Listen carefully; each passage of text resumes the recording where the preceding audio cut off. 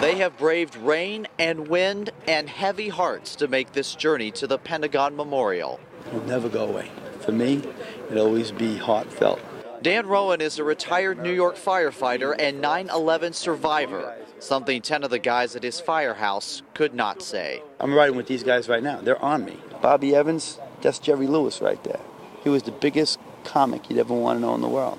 This group, all firefighters and cops, is riding by bicycle 85 miles a day from Florida to New York City. We spend the night in Elks Lodges. We sleep on the ground on air mattresses. Here at the Pentagon, they found a single flower for Flight 77's youngest victim, 3-year-old Dana Falkenberg. She is one of 184 benches memorializing each victim. Benches facing the Pentagon are airline victims. Those facing outward died in the building. Oh, it's so sad. It really is sad. Amanda Meskey brought her children here from Corpus Christi, Texas. They are still too young to understand mostly, but their mom thinks about Dana and the other young victims. We were looking at a family that died on the plane together, and you can really just put yourself in that position. In contrast to the grand scale of New York's 9/11 memorial, this place is about nuance. The subtle change in color between the old and new sections of the Pentagon. The barrier wall rising 1 inch for the age of each victim. And the individual reflecting pools, silent save for the raindrops flowing like tears from heaven. For Dan Rowan, the tears are real. It's going to be, it's been very tearful now. They call him Nazareth High School's #1 fan, but Friday he gave them something to cheer about. 26-year-old Andy Weaver has cerebral palsy.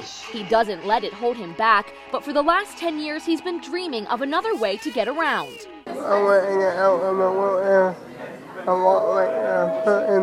Doctors said it wasn't possible. He'd been using the wheelchair for most of his life. We decided that we would just take 1 month at a time and make specific goals for each month. Andy shattered every goal he was given, and after just 6 months was able to stand on his own. Eagles! Supported by the team he supports the most, Andy took his first steps Friday.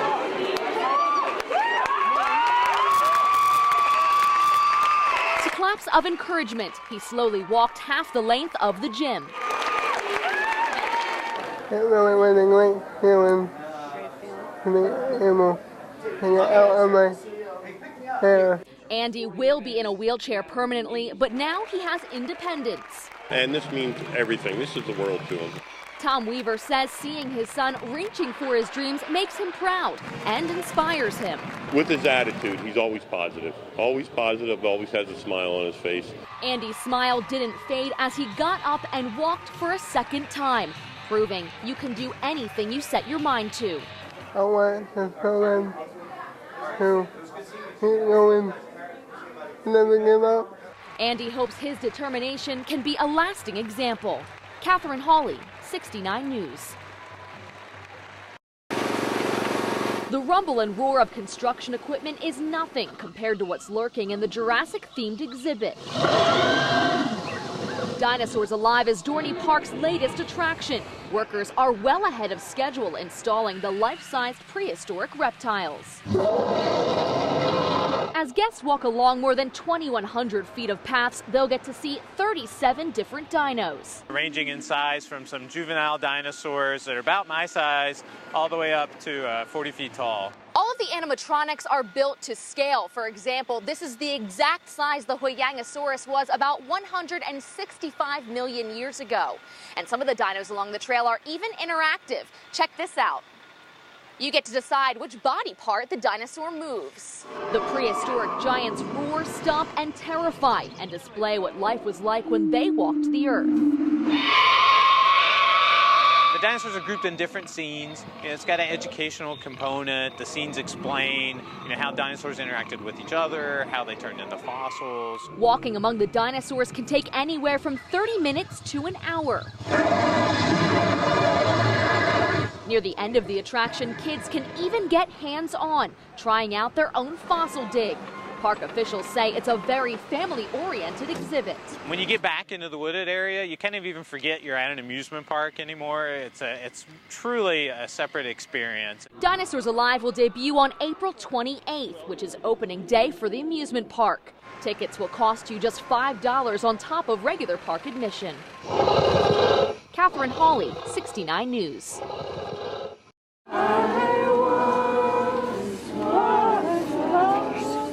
I cherish every day God gave us to spend with her and them beautiful kids. We are here together to let them go and free our pain.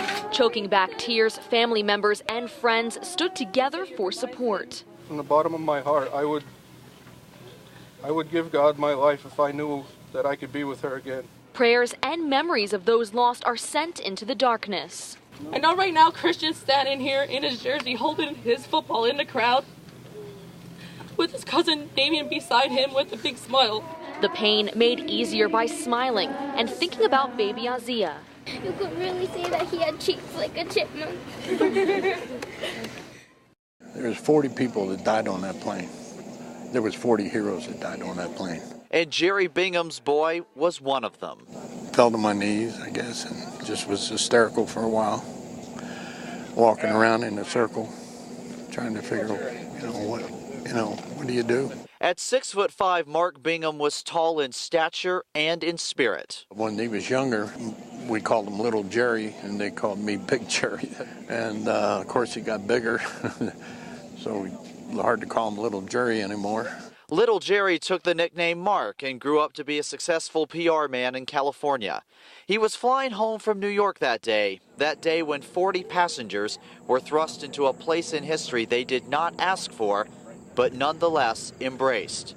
Mark called his mother from the plane. He told her there was a guy on board with a bomb and that he was going to, they were going to do something. The explosion shook the house clear over here. Of course, the world knows what happened next. Here in Shanksville, population 245, Flight 93 is remembered through American flags in a cross made of World Trade Center beams at the fire station and here at the crash site. I feel like it's sacred ground. Asta Mangan was supposed to fly to New York on 9/11. When you live in New York, if you didn't lose someone that you knew someone who did lose a loved one. This is the latest of several temporary memorials here. Inside there are pictures and mementos left by visitors. Sunday, this permanent memorial will be unveiled featuring a granite wall with the names of each victim and a long walkway to reflect. For Jerry Bingham, this is his son's only grave. But for me, yes, it's here.